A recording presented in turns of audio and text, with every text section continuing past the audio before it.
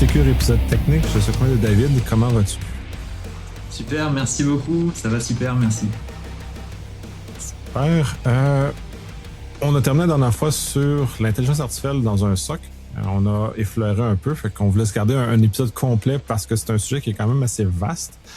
Fait que je vais te laisser commencer à expliquer un peu. Puis moi, j'aime beaucoup le fait qu'on va commencer par disons une certaine forme d'historique et d'évolution de ce que l'intelligence artificielle représente en cybersécurité, parce que pour bien des gens, ils pensent que c'est nouveau et c'est le dernier objet qu'on a, quand dans les faits, c'est beaucoup plus vieux. Fait que je vais te laisser aborder ça. Ouais, avec plaisir. Et c'est vrai que derrière le phénomène de hype qu'on a aujourd'hui, il y a quand même un historique qui est là et qu'il faut pas oublier. Et c'est vrai que la mention d'intelligence artificielle, c'est pas nouveau. Ça date, je crois, dans mon souvenir, on est dans les années 50 quand ça démarre avec justement Alan Turing, on va dire, qui est un des pères fondateurs de ces sujets-là. Et en fait, ce qu'il faut se dire, c'est que l'application de l'intelligence artificielle, qu'à ce moment-là, on appelait beaucoup machine learning dans la technologie, c'est pas forcément c'est pas forcément nouveau. C'est des choses qu'on commence à voir arriver, je crois, dans les années 90 à peu près, avec justement des systèmes experts et différentes typologies après de machine learning qui font des choses de mieux en mieux et qui vont permettre à des briques technologiques de s'appuyer sur, appelons ça de l'IA, mais c'est machine learning, pour justement permettre de traiter des grands volumes de données, de les classifier. Donc ça, la classification, c'est la zone d'apprentissage, donc dans laquelle on va ranger des choses en mode c'est aidé par un humain, donc c'est supervisé, ou c'est complètement autonome, c'est non supervisé. Mais ça va permettre de faire des grosses patates, des gros clusters. Et une fois que cet apprentissage il est fait, on va s'appuyer sur ça pour appliquer ces modèles-là en temps réel et faire en sorte que dans les solutions, à ce moment-là, on va être capable de faire des flux temps réel qui vont permettre de dire ça c'est bien, ça c'est pas bien. Et donc par exemple, ça va nous permettre de définir que sur des batteries, des volumes des flux de mails qui arrivent, on aura préalablement classifié, on saura dire ça, filtre bayésien, ça va être bien, ça va pas être bien.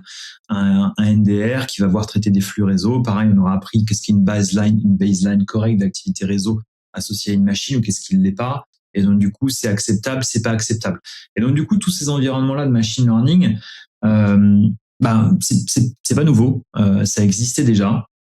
Et clairement, on a eu la technologie qui s'en est emparée jusqu'en 2023, pour faire simple, en progression successive. Et à ce moment-là, on faisait pas grand bruit, pas grande mention finalement qu'on utilisait de l'intelligence artificielle, parce que tout le monde le faisait à sa façon. On appliquait juste des stratégies de machine learning qui apportaient de la valeur ajoutée d'un point de vue fonctionnel dans un produit, mais c'était un peu une évolution naturelle et normale. Et puis arrive l'approche la nouvelle approche de Transformer par Google, qui donnera lieu à OpenAI en 2023 et ChatGPT. Et là, toute la donne change avec l'usage de LLM. Et on découvre qu'il est possible de faire des choses hyper intéressantes dès lors qu'on a un corpus, je dirais, textuel en entrée bien structuré.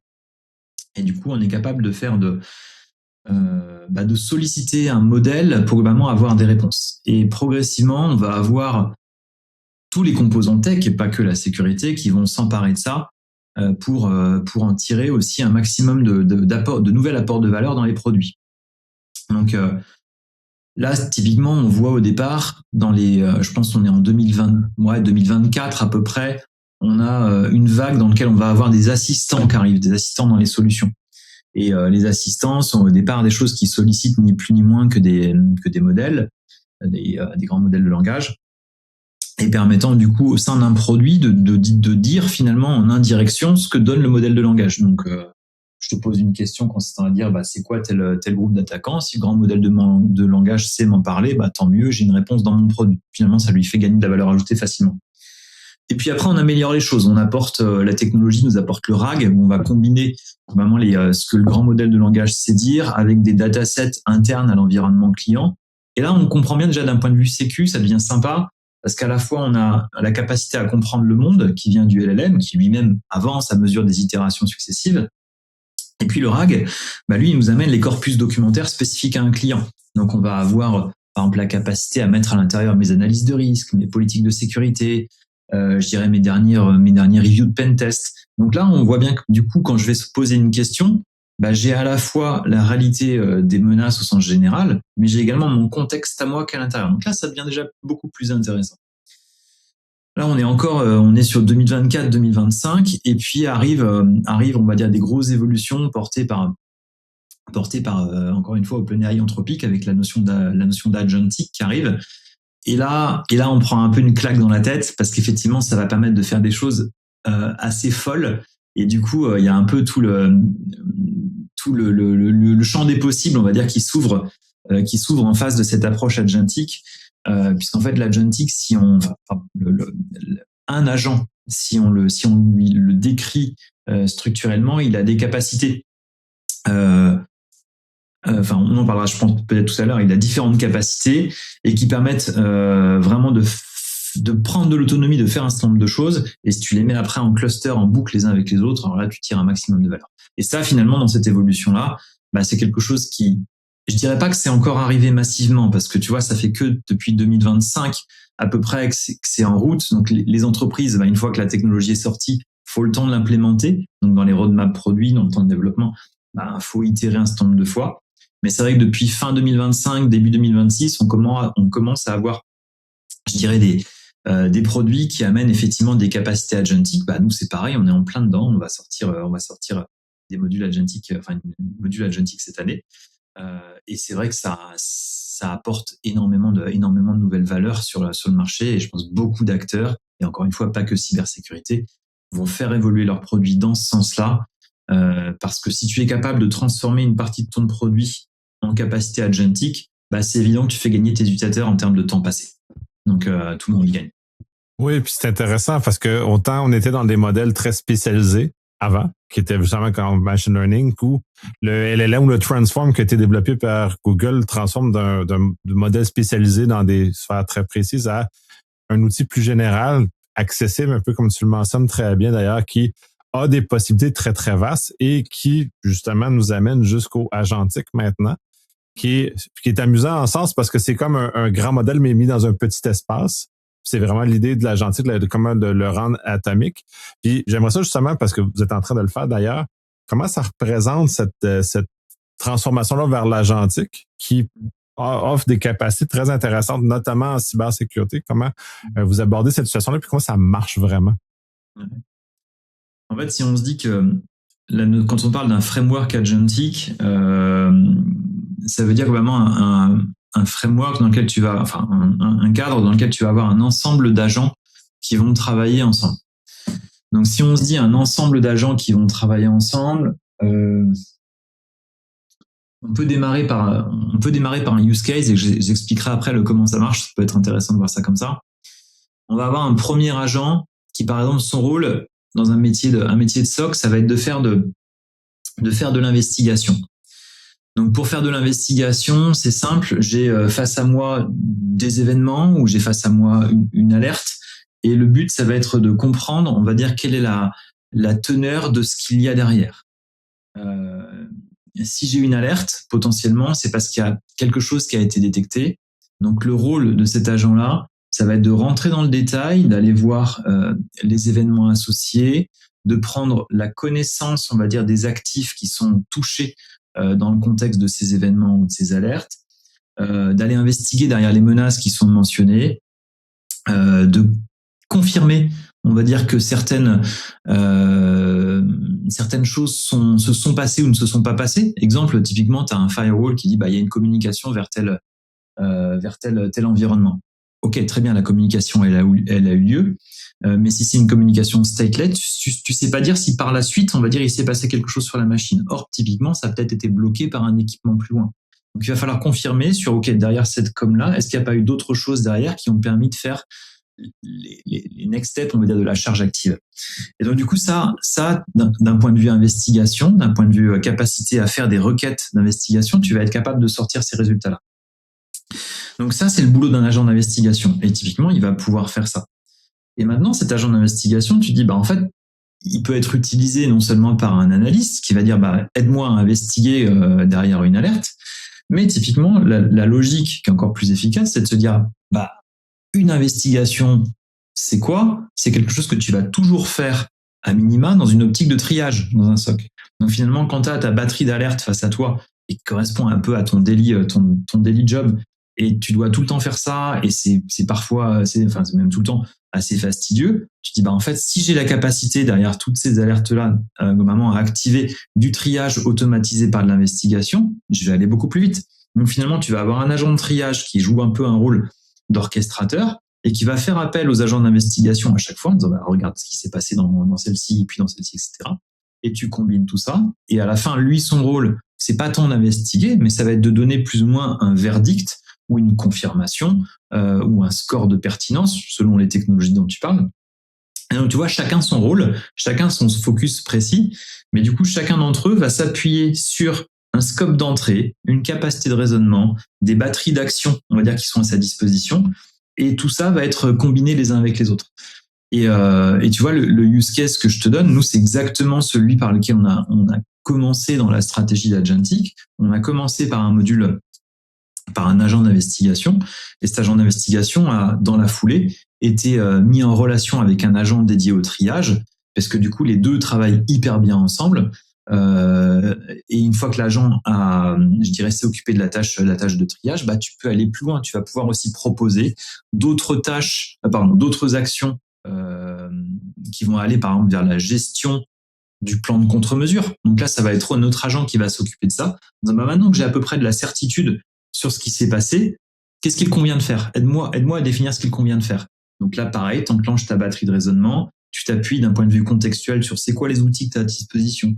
Quels sont ceux qui sont accessibles d'un point de vue pilotage? Donc, est-ce que tu as une API en face ou pas pour les piloter? Est-ce que tu as un MCP pour les piloter? Si oui, tu vas les prioriser, tu vois, d'un point de vue séquencement. Parce que même si je peux me dire, tu vois, je sais pas si je reste sur le scope du réseau, je pourrais bloquer une communication au niveau de mon routeur d'entrée de mon entreprise, mais j'ai peut-être pas la main sur ça. Par contre, au niveau d'un petit, j'en sais rien, d'un petit équipement de bordure, j'ai peut-être une API qui me permet de jouer avec. Donc, du coup, c'est là que je vais jouer parce que je peux faire ça. Donc, cet agent, il va avoir la capacité de comprendre là où il a des points d'action préférentiels et donc, du coup, de proposer des stratégies qui sont d'autant plus pertinentes. Donc, on voit bien que chaque fois que tu crées un agent, il est spécialisé et en fait, il prend la place d'une certaine manière d'un certain skill set qu'aurait un analyste. Vraiment, un analyste, imaginons senior, il va savoir faire un certain nombre de choses. Tu vois, il va être capable d'aller dans l'investigation poussée, il va être capable de comprendre la vue d'ensemble, il a ses interactions avec les équipes business, il est capable de savoir comment est-ce que tu procèdes à des tâches parce qu'il connaît bien tes security operations procédures internes.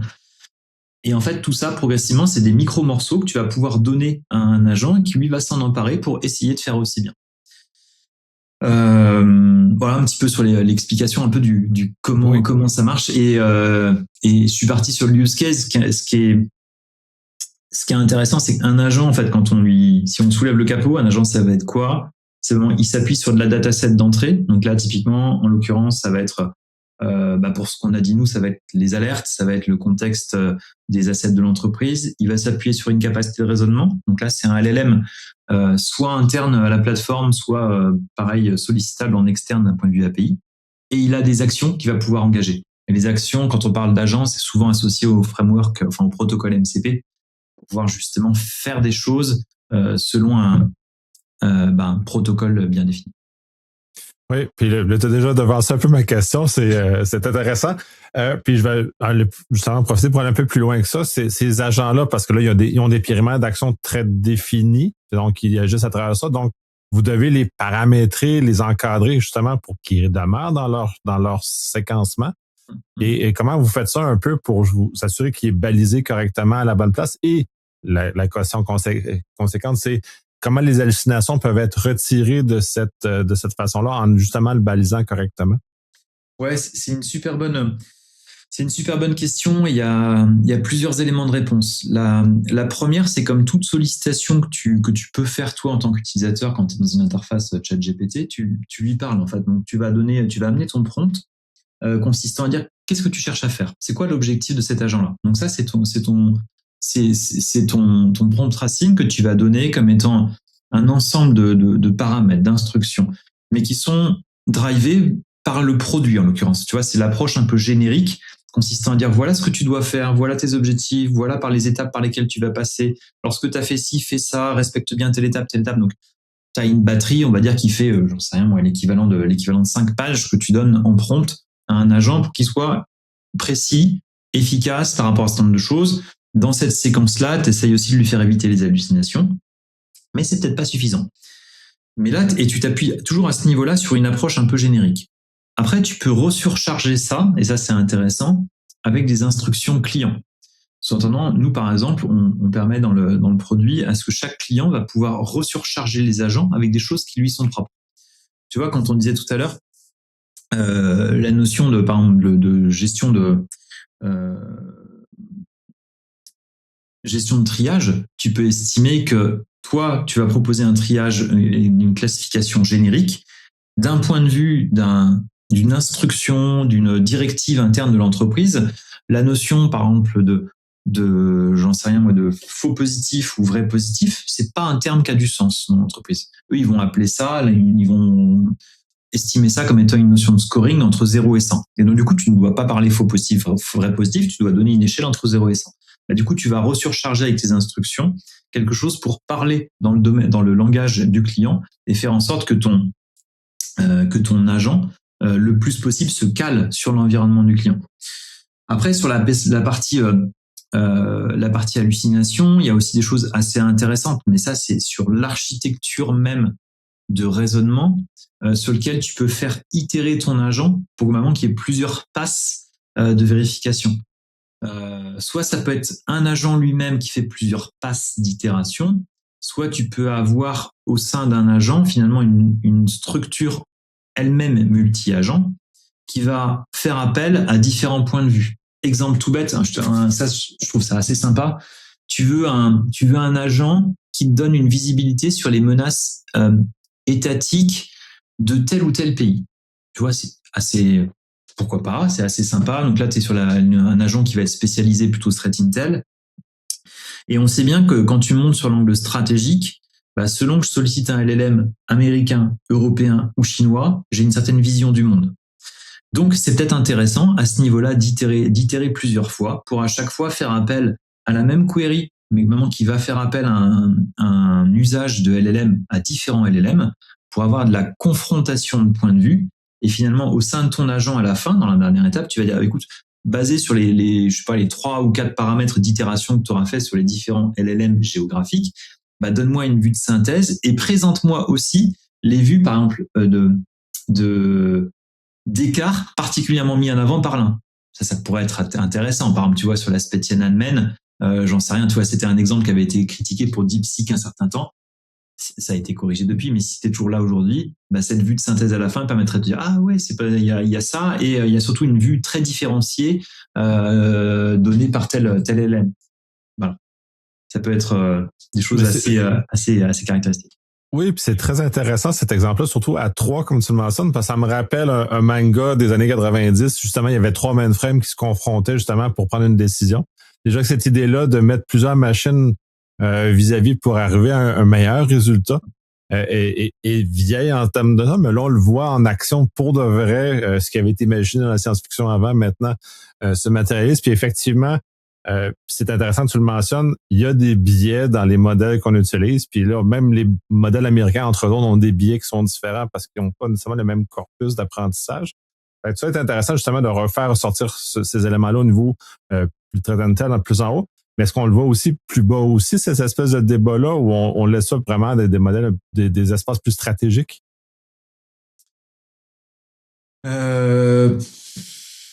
T'aurais quoi? Tu penses à quoi exactement?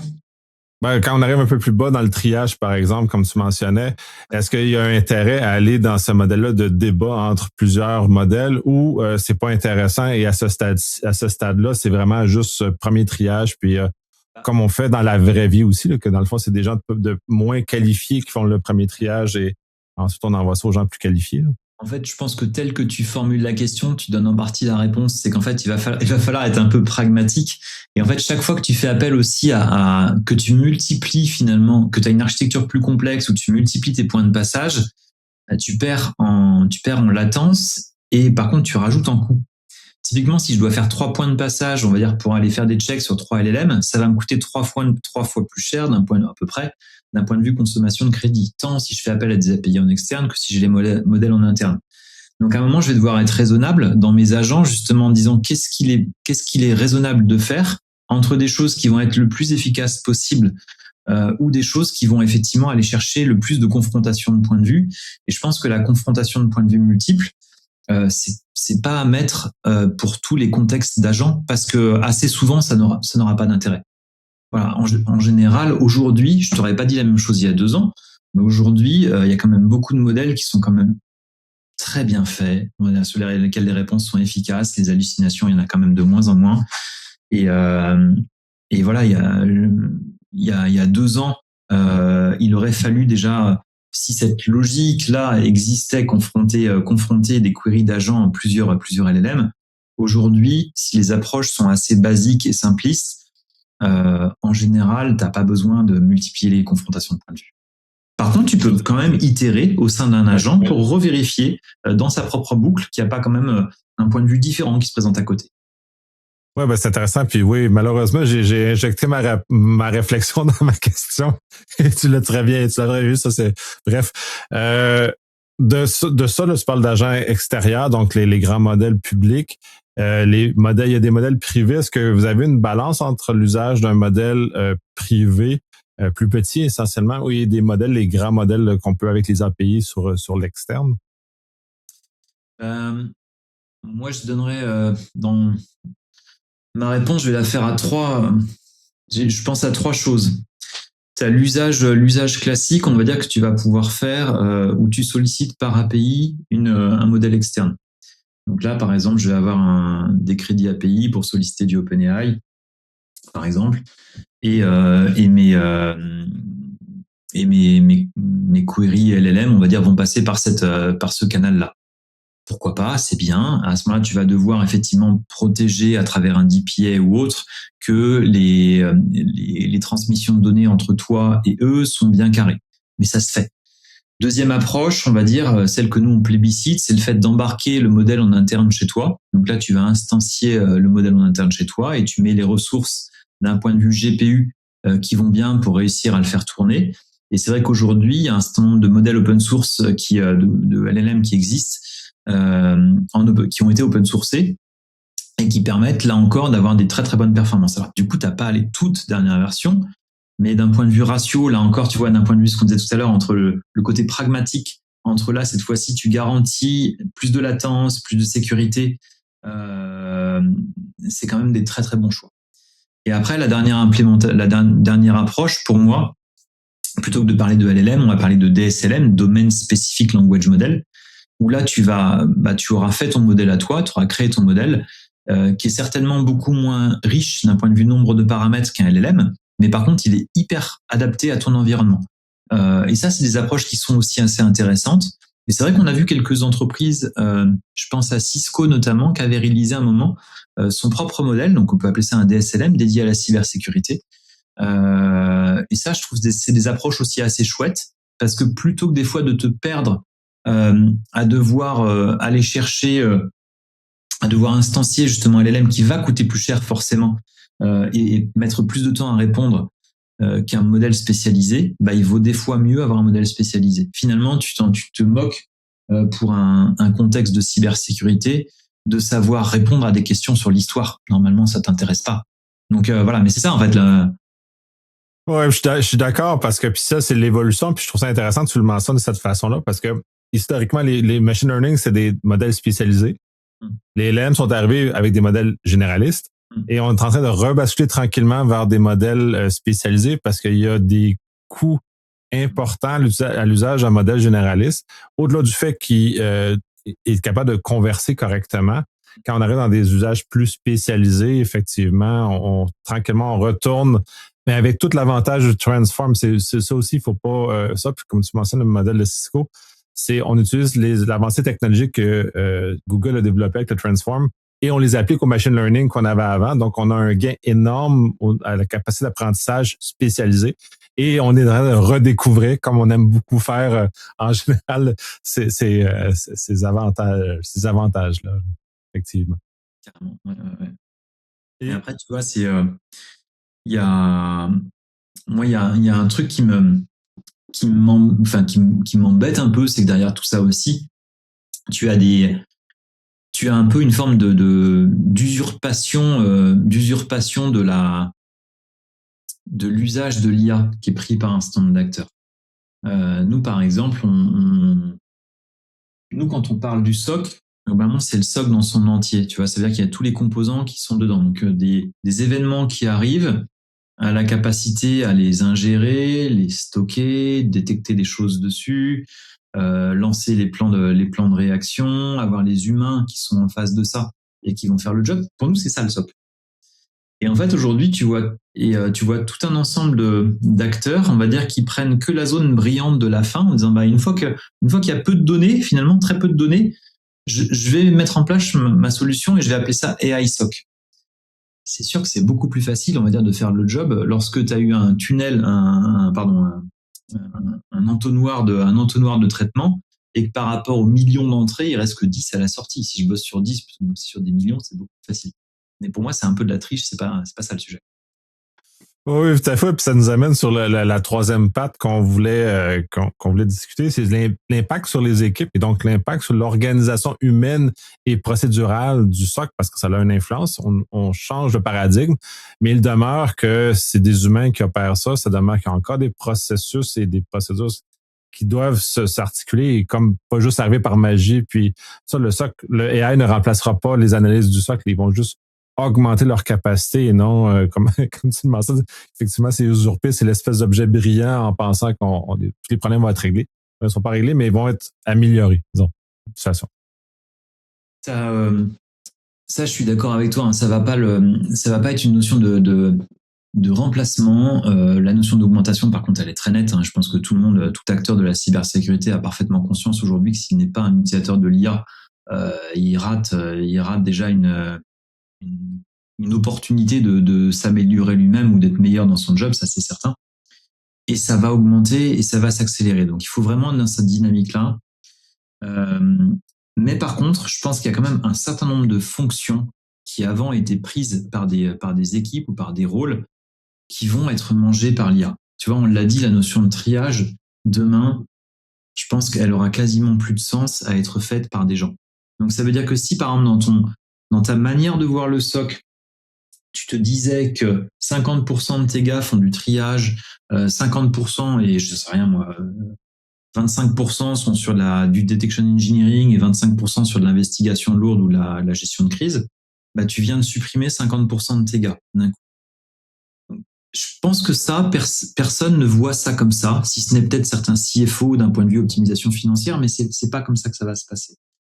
Tu vas avoir un transitionnement, je pense, d'un certain nombre de métiers associés au rôle du SOC qui vont aller vers de la plus haute, je dirais vers des fonctions à plus haute valeur ajoutée. Tu vois, on a mentionné les aspects de detection engineering. Ça, c'est des choses qui vont rester. Il va falloir du coup être capable de compléter et d'améliorer. Du coup, comment est-ce que je peux faire des meilleures détections? Et faire des meilleures détections, ok, le produit, nous on le fait, on va essayer d'apporter des choses, mais après, il y a toujours la composante métier. La composante métier, c'est toujours l'utilisateur ou l'environnement SOC dans son environnement qui va devoir le porter. Donc, ça va leur laisser plus de temps finalement de faire mieux, le fait de pouvoir détecter et lancer ou définir, pareil, les plans de réaction qui sont associés à ça. Donc, ça va permettre finalement d'aller sur les tâches à plus forte valeur ajoutée. Et je crois que dans tous les cas, c'est très bien et qu'on n'a pas le choix. En fait, le security analyst qu'on avait avant, en fait, je pense que naturellement, avec l'IA, il va basculer d'un rôle de security analyst à security orchestrator. Vraiment, il va être en pilotage de comment mon job qu'avant je faisais moi-même, comment mon job devient fait par plus d'automates. Et des fois, je viens définir vraiment les règles pour que soit ça s'automatise complètement, soit des fois, moi, en tant qu'humain, je me mette en coupure parce que j'estime que là, dans telle chose, il faut vraiment que ça passe par moi. Donc ça peut être, tu vois, des paramètres, ça peut être des paramètres IA, ça peut être des instructions spécifiques telles qu'on les parlait tout à l'heure. Mais une chose est sûre, c'est qu'en fait, l'humain va bouger pour être moins dans l'action opérationnelle de chaque tâche et plus en pilotage d'une boucle IAisée, parce que s'il n'y a pas photo, on va vers ça, une boucle IAisée qui va permettre d'aller plus vite, mais par contre de garder l'humain. C'est-à-dire, il y a souvent un paramètre, on disait human in the loop.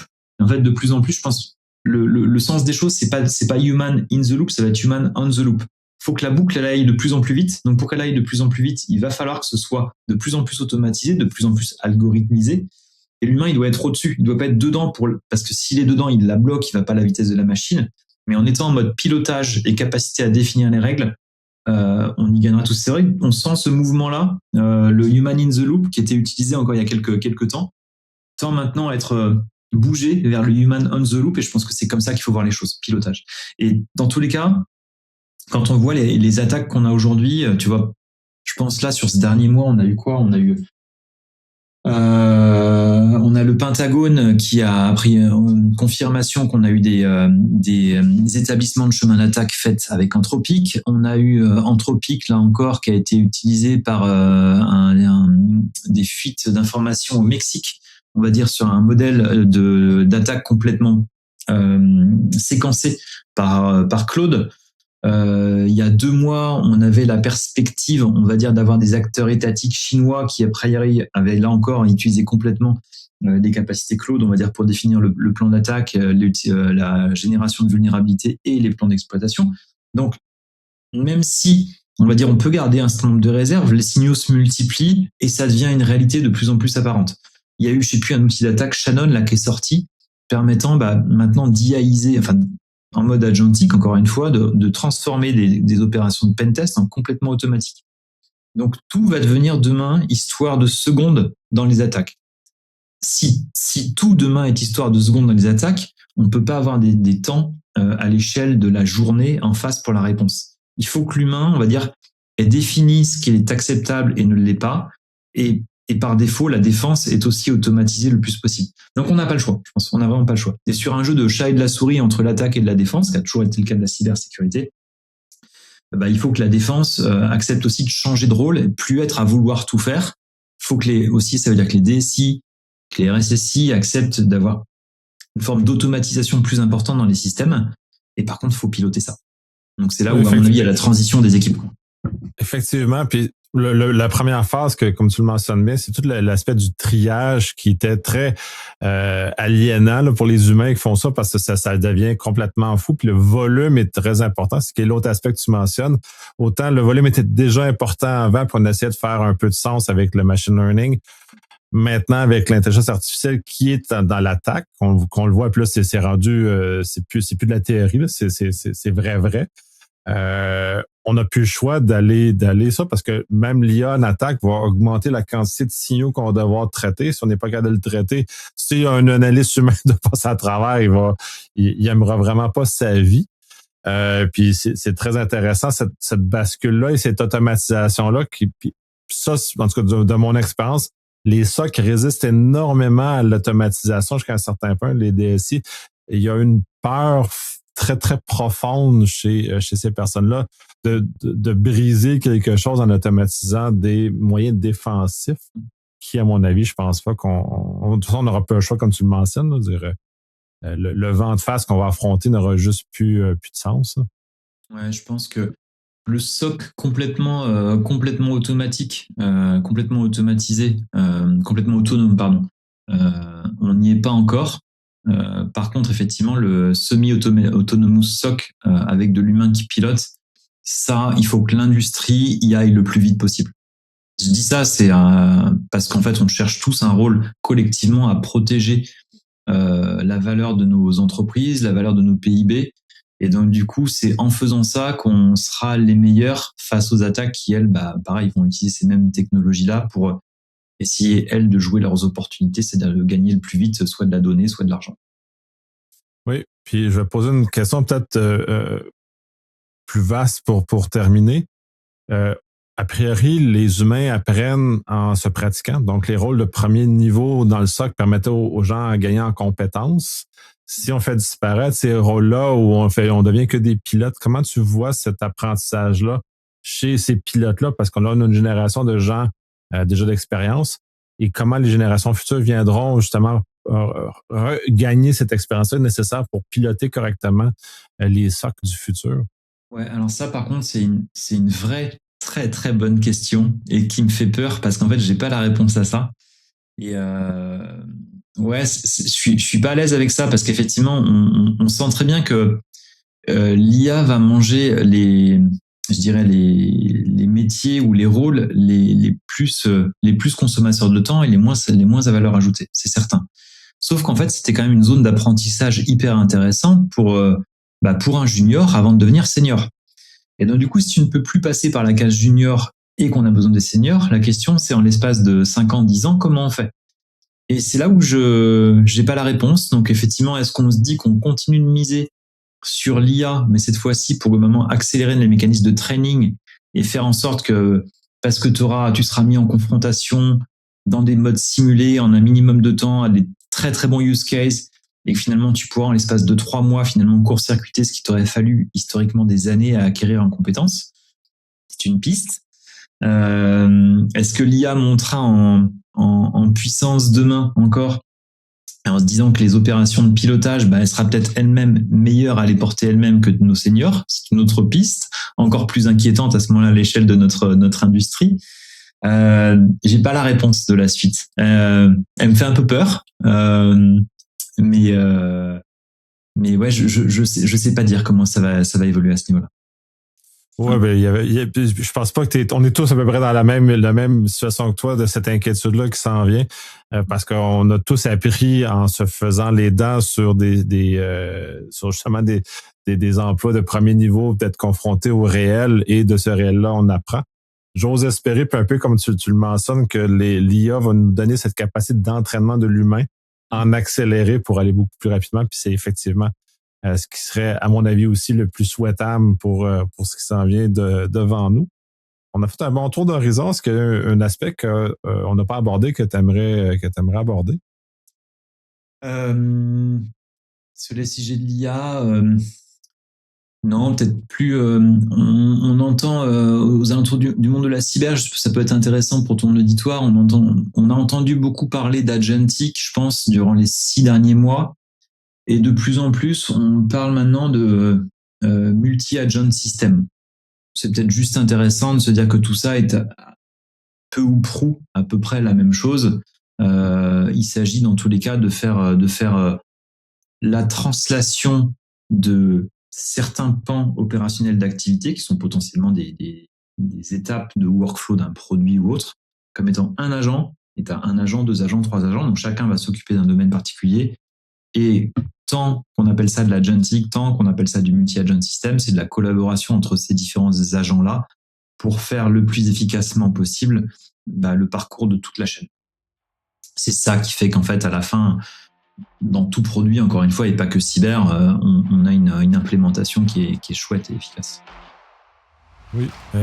Merci beaucoup pour ce partage-là, ce regard-là sur où on s'en va. D'où on arrive et où on s'en va avec le SOC, parce que je suis pas mal convaincu qu'on va en reparler encore, parce que l'évolution s'en vient. Tu mentionnais justement qu'on parle de d'agentique. Dans 6 mois, je sais aucune idée qu'est-ce qu'on va parler et comment est-ce que ça va être et comment l'environnement autour de nous va avoir évolué. Clairement.